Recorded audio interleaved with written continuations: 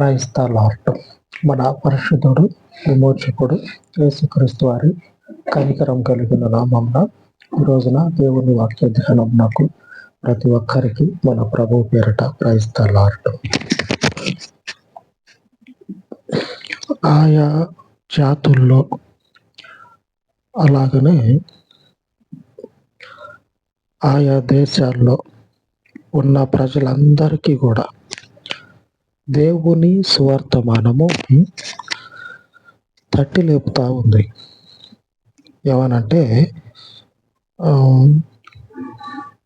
వేరే వేరే భాషలు, జాతులు, కులాలు, మతాలు ఏదైనా సరే వారిలో ఎవరైతే దేవుణ్ణి వెతుకుతూ ఉన్నారో, నిజమైన దేవుణ్ణి వెతుకుతూ ఉన్నారో ఆ దేవుడు ఏం చేసిందంటే తనని క్రీస్తులో బయలుపరుచుకున్నాడు. నిజంగా దేవుడు అనేటువంటి ఆలోచన కలిగి ఎవరు, అసలు దేవుడు ఎవరు, ఎక్కడున్నాడు, ఈ ఆలోచన కలిగి ఏ ప్రాంతమైనా కావచ్చు, వాళ్ళు ఏ ప్రజలైనా కావచ్చు, ఇదే తలంపుతోటి దేవుణ్ణి ఎవరైతే వెతుకుతూ ఉన్నారో వారికి పరలోకమందున్న దేవుడు ఏం చేసినంటే క్రీస్తుని బయలుపరిచిండు. ఈ క్రీస్తులో దేవుడు నిలిచి ఉన్నాడు. లేఖనాల్లో నుంచి దేవుడు జరిగించినటువంటి క్రియలను ఒకసారి జ్ఞాపకం చేసుకుందాం. ఈయనే నిజమైన దేవుడు అని, ఈ క్రీస్తే దేవుని యొద్దకు మార్గం అని మనము లేఖనాల్లో నుంచి ధ్యానించుకుందాము. మొదటిగా లూకాసు వార్త 2వ అధ్యాయము 10వ వచనం. అయితే ఆ దూత భయపడకుడి, ఇదిగో ప్రజలందరికీ కలుగబోవు మహా సంతోషకరమైన సువర్తమానము నేను మీకు తెలియజేయుచున్నాను. ప్రజలందరికీ, ఇశ్రాయేలీయులు, యూదులు, ఇంకా దేవుని ప్రజలైనటువంటి పాత నిబంధన కాలంలో ఉన్నటువంటి వారు కాకుండా ప్రజలందరూ, భూమి మీద ఉన్నటువంటి దేవుడు అనేటువంటి ఆలోచన కలిగి నిజంగా ఆయన ఎక్కడుంటాడు, అసలు ఆయన ఉన్నాడా లేడా, ఉంటే ఎక్కడున్నాడు, ఆయనే అని అనటానికి రుజువైంది. ఇట్లాగా ఎవరైతే ఆలోచన కలిగి ఆయనను వెతుకుతూ ఉన్నారో వారికి క్రీస్తుని బయలుపరిచి, ఈ క్రీస్తు ద్వారా మాత్రమే నా యొద్దకు మీకు అవకాశం ఉన్నదే రావటానికని తెలియజేస్తా ఉన్నాడు. ఆ మొదటి రోజుల్లో ఒక ప్రాంతము, ఒక జనాంగము, ఒక జాతి అని గిరిగీసుకొని ఉన్నటువంటి వారిలో దేవుని దూత ప్రత్యక్షమై ప్రజలందరికీ, మీ ఒక్కళ్ళకే కాదు, మీకేం రిజర్వ్ చేయలా, గుర్తుపెట్టుకోండి, మీకేం రిజర్వ్ చేయలా, ప్రజలందరికీ కలగబోవు మహా సంతోషకరమైన సువర్తమానం. ఈ క్రీస్తు రిజర్వ్ చేయబడినటువంటి దేవుని ప్రజల్లో నుంచి ప్రజలందరి కొరకు ఉద్భవించండు. ఆమేన్. దేవునికి స్తుతి కలుగును గాక. దేవుడు తన దూతను పంపి వారికి తెలియజేస్తా ఉన్నాడు. వారందరూ కూడా రిజర్వ్ చేయబడ్డారు దేవునికి, అంటే దేవుని కొరకు వాళ్ళు కేటాయించబడిన ప్రజలు, దేవుని కొరకే ఉన్నారు ఆ యూదులు, ఇశ్రాయేలీయులు. వారిలో నుంచి దేవుడు అనేకులకి రక్షణని కలుగజేస్తా ఉన్నాడు. అసలు దేవుడు ఉన్నాడా, దేన్ని దేవుడు అనుకోవాలా అనుకున్నాం, బాగానే ఉంది, ఇదే సరి అయినది అని నమ్మకం ఏంటి, నేను ఒక దేవుడిని నమ్మిన, ఈయనే నిజమైన దేవుడు అని నమ్మకం ఏంటి అనేటువంటి వారికి క్రీస్తే నిజమైనటువంటి దేవుని యొద్దకు మార్గం అని లేఖనాల్లో రాయబడి ఉన్నది. యోహాను సువార్తలో మనం చూసినట్లయితే దేవుని దూత చెప్తా ఉన్నది కదా, ప్రజలందరికీ కలగబోయే మహా సంతోషకరమైన సువర్తమానం. అందులో ఏ ప్రజలో చెప్పలా, ఏ ప్రజలో చెప్పలే. కాకపోతే ఆ చెప్పబడినటువంటి ప్రజలు ఎవరి మధ్యలో ఆ దూత వచ్చి చెప్పిందో ఆ ప్రజలు దేవుని కొరకు మాత్రమే ప్రతిష్ఠ చేయబడినటువంటి ఒక ప్రత్యేకింపబడినటువంటి దేవుని ప్రజలు. ఒక ప్రత్యేకమైనటువంటి దేవుని జాతి. ఒక్క మాటలో చెప్పాలంటే దేవుని కొరకు పరిశుద్ధపరచబడినటువంటి పవిత్రమైన జనము. ఆ జనములోనికొచ్చి దేవుని దూత ఏమంటా ఉన్నదంటే, ప్రజలందరికీ ఈ రక్షణ ప్రజలందరికీ, భూమి మీద ఉన్నటువంటి దేవుని కొరకు ఎదురు చూసే ప్రజలందరికీ కూడా ఈ వాక్యము, ఈ రక్షణ అనుగ్రహింపబడి ఉన్నది. అటు తర్వాత ఆ వాక్యము చెప్పి ఆ రక్షకుడు జన్మించి ఆ రక్షకుడు సువార్త ప్రకటించే క్రమంలో ఆ విషయాన్ని మరలా ఎత్తి పట్టుకొని చెప్తా ఉన్నాడు. ఎత్తి పట్టుకొని యోహాను సువార్తలో ఉన్నది 8వ అధ్యాయము 16వ వచనం, నేను ఒక్కడనై ఉండక నేనును నన్ను పంపిన తండ్రియు కూడా నున్నాము కనుక నేను తీర్పు తీర్చినను నా తీర్పు సత్యమే.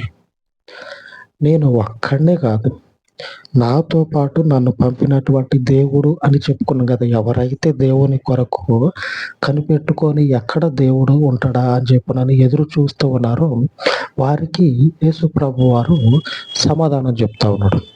నేను ఒక్కడనైతే కాదు, నన్ను ఎవరైతే పంపించున్నారో ఆ పంపించినటువంటి దేవుడు నాతో కూడా ఉండి మీకు చెప్తున్నటువంటి మాటలన్నీ కూడా ఆయన నాకు చెప్పమన్నటువంటి వాక్యమే. కనుక ఈ వాక్యాన్ని వింటున్నటువంటి మీరు ఆయన రాజ్యానికి సమీపంగా వచ్చి ఉన్నారు. ఈ వాక్యాన్ని అంగీకరించినట్లయితే ఆయన రాజ్యంలో నిజమైనటువంటి దేవుని అడుగుజాడల్లో నిలిచిన వారైతారు అని ఆయన సువార్తలో, ఆయన యొక్క పరిచర్యలో ఇదే విషయాన్ని చెప్పుకుంటా వెళ్తానే ఉన్నాడు. ఇదే విషయాన్ని ఆయన సువార్తల్లో ఈ విషయాన్ని అనేకులకి చెప్పి ప్రకటించి అనేకులని బలపరుస్తా ఉన్నాడు. సమరయ పట్టణం ఏంది, యోదయ పట్టణం ఏంది, ఇంకా అనేక ప్రాంతాలకి దేవుని యొక్క సువార్తని చెప్తా దేవుణ్ణి గురించి ప్రకటిస్తా ఉన్నాడు. నిజానికి ఆ రోజుల్లో ఇది ఒక గొప్ప ఇది అంటారు కదా, ఒక కనువిప్పు అని అంటారు కదా. అందరికీ కూడా ఆశ్చర్యం కలుగుతా ఉన్నది. అసలు ఈ ప్రజల మధ్యలో వేరొకటి రాదు, వేరొక దైవం పేరు అనేది ఎత్తకూడదు. అటువంటిది ఆ ప్రజల్లో నుంచి నేనే దైవాన్ని, దేవుడు నన్ను పంపించునని చెప్పుకుంటా ఉన్నాడంటే అందరూ కూడా తలగొట్టుకుంటా ఉన్నారు, చేతులు తలకేసి కొట్టుకుంటా ఉన్నారు. ఇది ఎక్కడి బోధ, ఇది ఎక్కడి దేవుని మార్గం అని చెప్పనని తలలు కొట్టుకుంటా ఉంటే దేవుని అనుగ్రహము ఉన్నటువంటి వారు అంగీకరిస్తా ఉన్నారు. అంటే ఏంటో తెలుసా దేవుని అనుగ్రహం అంటే? అంతకు మునుపు చెప్పబడినటువంటి వాక్యము నెరవేరుతా ఉంది. అక్కడనే పండితులైనటువంటి వాళ్లకు కూడా తెలియనటువంటి విషయాలని దేవుని అనుగ్రహం పొందుకున్న వారు గ్రహించి క్రీస్తుని దేవుని మనుషుడని వారి సాక్ష్యాన్ని చెప్తా ఉన్నారు. శిష్యులు కూడా ఆ ప్రజల్లో ఉన్న వాళ్ళే, దేవుని కొరకు కనిపెట్టుకొని ఉన్నారు. మనం చెప్పుకుంటా ఉన్నాం కదా, ఆయా భాషలు మాట్లాడేటువంటి వాళ్ళు అది కులం మతం తేడా లేకుండా ఉంటా ఉన్నారు. దేవుడు ఎవరు, ఎక్కడుంటాడు, ఆయన అసలు నిజమైన దేవుడు అని అంటానికి గ్యారెంటీ కానీ. అట్లాగే దేవుని రాజ్యము కొరకు ఎదురు చూస్తున్నటువంటి ఈ శిష్యుల్లో కొద్దిమంది అట్లాగా కనిపెట్టుకొని ఉన్న సమయంలో దేవుడు యేసుక్రీస్తు వారు ఈ సువార్త క్రమంలో వారిని పిలిచినప్పుడు ఆయన వెంబడే వెళ్తారు. ఆలోచన చేయకుండా ఆయన వెంబడే వెళ్తారు. ఎందుకంటే వాళ్ళు అప్పటికే దేవుని కొరకు ఎదురు చూస్తూ ఉన్నారు. ఈ రోజున మీరు అదే స్థితిలో ఉంటే ఆయన నిజ దేవుడు, మారు మాట లేకుండా ఆయన వెంబడే నడవండి. తెలియజేయటం ఆయన పని. ఆమేన్. ఆమేన్. ఆయన తెలియజేస్తాడు. ఎలాగంటే ఇది సత్యము, నేనే మార్గము అని ఆయన తెలియజేసుకుంటాడు. మరొకరు చెప్పాల్సిన పని లేదు. ఆయన దర్శనాల ద్వారా, ఆయన వాక్యము ద్వారా, ఆయన క్రియల ద్వారా ఆయన తెలియజేసుకుంటాడు. క్రీస్తు జన్మించి సువార్త ప్రకటిస్తా ఉన్నాడంటే ఆయన యొక్క వాక్యము నెరవేర్పు అది. ఆయన వాక్యము నెరవేర్పు. ఆ నెరవేర్పును చూసినటువంటి శిష్యులు క్రీస్తు ఎప్పుడైతే వారిని పిలిచిన వెంబడే వారికున్న మొత్తాన్ని కూడా విడిచిపెట్టి క్రీస్తును వెంబడిస్తా ఉన్నారు. అదే గ్రంథము యోహాను సువార్త 8వ అధ్యాయం 42వ వచనము.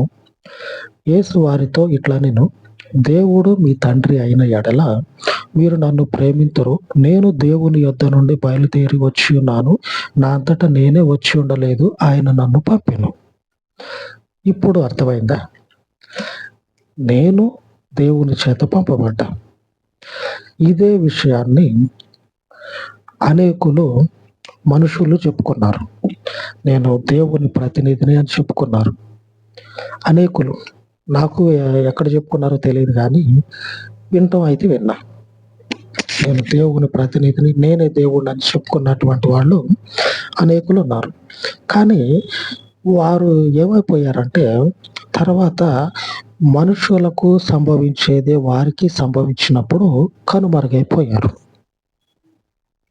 మనుషులకి ఏదైతే జరుగుతుందో అదే వారికి జరిగినప్పుడు వాళ్ళు ఏమైపోయారంటే కనుమరుగైపోయారు. దేవుని ప్రతినిధిని చెప్పుకొని సాధారణమైనటువంటి మనుషులలాగా ఏమైపోయారంటే కళ్ళు తెరిచే లోపే మాయమైపోయారు. ఇంకెక్కడ ప్రతినిధి, ఇంకెక్కడ దేవుడు? ఈడు మనతో పాటాడు, ఈడు మనబోటాడారే, మనం ఏదో పిచ్చోళ్ళలాగా ఆ నెంబర్ తిరిగినాం. పండి ఇక ఇళ్ళకి పోయి పనులు చేసుకుంటే సాయంత్రానికి కొంచెం గుక్కడ పువ్వు అన్న దొరుకుతుంది, పదం పాయింట్ అని చెప్పాలని అట్లా పోయినటువంటి బ్యాచ్ కూడా ఉన్నారు. క్రీస్తు దేవుని నిజమైన నీతి నాకు నేనుగా రాలే. ఇందాక మనం చెప్పుకున్నట్లు ఆయన సత్యవంతుడు కాబట్టి, నిజదేవుడు కాబట్టి ఆయన క్రియలని ఆయన బయలుపరుచుకొని నేనే మీరు వెతికేటువంటి దేవుడిని రుజువు చేసుకుంటాడు ఆయన. ఆమేన్. సాధారణమైనటువంటి మనుషుల్లో కలవడం. ఎందుకంటే దేవుని యొద్ద నుంచి వచ్చిన మనుషుడిగా ఎట్లా కలుస్తాడు? దేవుడు ఈ రోజున మనకి వాగ్దానం చేస్తా ఉన్నాడు. యెషయా గ్రంథము 5వ అధ్యాయము 16వ వచనం. పరిశుద్ధుడైన దేవుడు నీతిని బట్టి తన్ను పరిశుద్ధపరచుకొను. పవిత్రమయ్యున్నటువంటి దేవుడు మిగిలినటువంటి దైవముల వలె కాదు, నీతిని బట్టి తనను పరిశుద్ధపరచుకుంటాడు. మిగిలినటువంటి దైవాలు వారి ప్రతినిధులు జాడ అనేది లేదు. కానీ పరిశుద్ధుడైన దేవుడు ఆయన నీతి అయినటువంటి క్రీస్తుని స్థాపించి ఆ క్రీస్తు ద్వారా తనను పరిశుద్ధపరచుకుంటా ఉన్నాడు.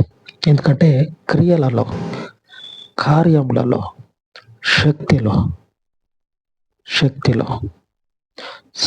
సేవకులు, శిష్యులు చెప్తారు ఆయన మాటలో కావచ్చు, చేతల్లో కావచ్చు శక్తి కలిగిన ప్రవక్త అయి ఉండెను అని చెప్తారు. ఆమేన్. దేవుని నామమునకు మహిమ. ఆయన మాటలో, చేతల్లో శక్తి కలిగిన ప్రవక్త. ఆ ప్రవక్త దేవుడు మనందరి మధ్యలో నిలిపి అపోహకి, అనుమానాలకి తావివ్వకుండా మీరు ఎవరినైతే వెతుకుతూ ఉన్నారో ఆ వెతికే దేవుడే క్రీస్తుని తన నీతిగా జనములలో ప్రజలందరికీ రక్షణగా అనుగ్రహించి ఉన్నాడు. ఈ రోజున మనము అనుసరించాల్సింది క్రీస్తుని. ఈ క్రీస్తు దేవుని ద్వారా కలిగిన మన నీతి. దేవుని నీతే ఈ క్రీస్తు. ఈ క్రీస్తును కనుక మనం అనుసరించినట్లయితే మన జీవిత గమ్యము, ఎవరైతే దేవుడు అనే ఆలోచన కలిగి వెతుకుతూ ఉన్నారో వారి జీవిత గమ్యము క్రీస్తు. ఆమేన్. క్రీస్తు యొద్దకు వచ్చినట్లయితే ఆయన మనల్ని దేవుని యొద్దకు నడిపిస్తాడు. ఆ నడిపించగలిగిన దేవుని యొద్ద పాతుకుపోదాం. ఆమేన్. గట్టిగా స్థిరపడిపోదాం. అలాగ ప్రార్థించుకుందాం. మహోన్నతుడా, కృప కలిగిన తండ్రి, ఈ ఉదయకాలం మందు మీ పాదముల యొద్ద ప్రార్థిస్తూ ఉండగా నీ పరిశుద్ధతను ఆశ్రయించి నిజమైన దేవుడవై ఉన్నటువంటి పరలోకపు తండ్రి, నీ నీతి అయినటువంటి క్రీస్తుని కలిగి నీ కొరకు ప్రయాసపడుచు ఉండగా ఈ ప్రయాసని, ఈ పరిచర్యని, నీ బిడ్డల యొక్క హృదయంలో ఉన్నటువంటి కోరికలను తండ్రి నీ నామమును బట్టి తీర్చి నీ యొద్దకు నీ ప్రజలు చేరే పర్యంతము వారి హృదయాలలో ఉన్నటువంటి ప్రతి అనుమానాన్ని, అపోహని నీ ఆత్మ చేత నీ కార్యములను, నీ పరలోకపు క్రియలను జరిగించుట ద్వారా వారికి ఉన్నటువంటి సకల అనుమానాలను తొలగించి నీవు నిజమైన దేవుడవై ఉండి క్రీస్తుని మా ముందు స్థాపించినటువంటి నీవు సత్యవంతుడవని, దేవుడవని నీ పరలోకపు క్రియల ద్వారా బయలుపరచుమని ఈ మనవులను కృపలో జ్ఞాపకము చేసుకొని దీవించమని యేసు నామమున ప్రార్థించి వేడుకొనుచు ఉన్నాను తండ్రి. ఆమేన్. ఆమేన్. పరిశుద్ధుడయ్యున్న దేవుని కృప నిత్యము మనకు తోడయ్యుండి నడిపించును గాక. ఆమేన్. ఆమేన్.